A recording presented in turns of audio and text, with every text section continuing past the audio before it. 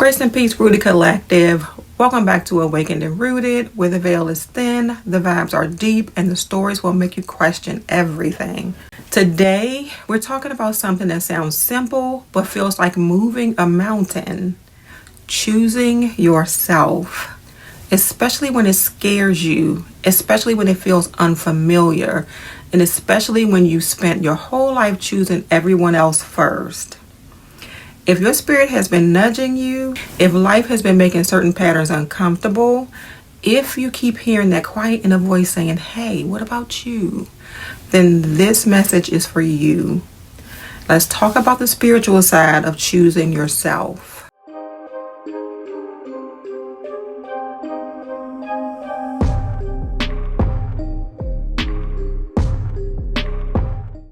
People love to say, just choose yourself, like it's as easy as clicking a button.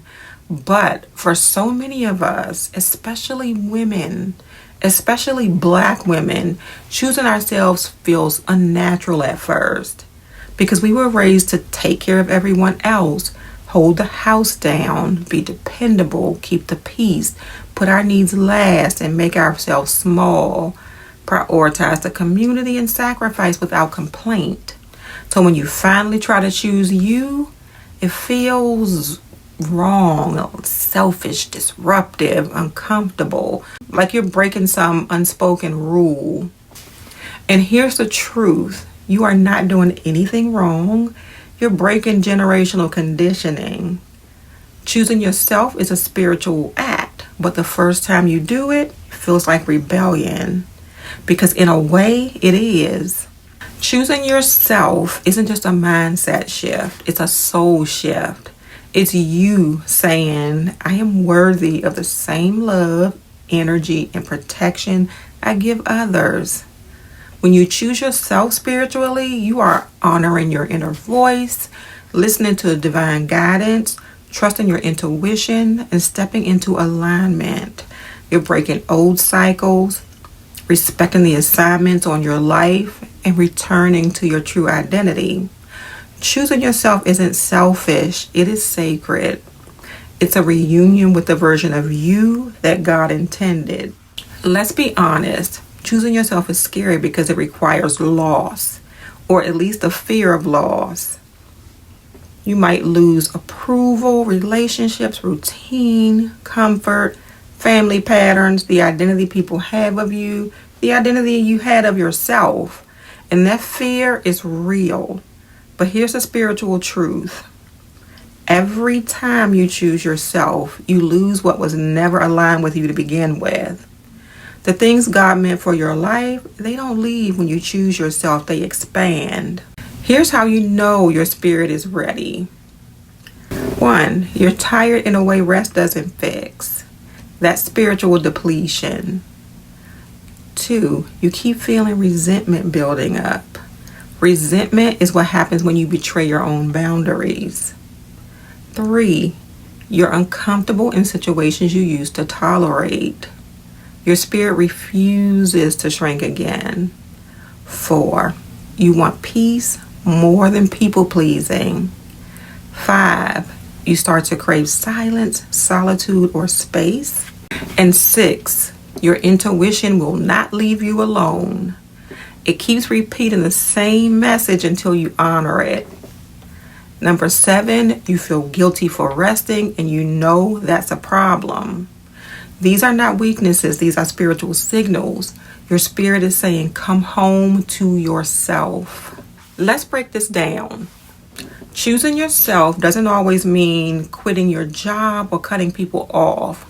Sometimes it's quieter. It looks like saying, I'm not available for that right now, or listening to your intuition the first time, asking for help, resting without guilt, stopping over functioning, honoring your emotional bandwidth, creating boundaries without over explaining, walking away from environments that drain your soul, letting people adjust to the new version of you, protecting your peace like it's sacred, believing God will hold you even if others don't understand. Choosing yourself is not one big dramatic move. It's a series of small, holy choices that take you back to yourself. Let me tell you something real. God will not let you abandon yourself to please people. Not in this season of your life. Not with the assignment you carry. Not with the calling on your spirit. He will remove your peace from anything that asks you to shrink. He will make certain environments feel uncomfortable until you leave. He will let doors close with no explanation. He will separate you from what drains you. He will interrupt your patterns. He'll expose the truth of things you tolerated for too long. Not to hurt you, but to realign you. Choosing yourself is you agreeing with the realignment. There comes a moment, sometimes sudden, sometimes quiet, when you feel something shift. You realize, I can't keep abandoning myself and calling it loyalty. I can't keep ignoring my spirit just to make other people comfortable.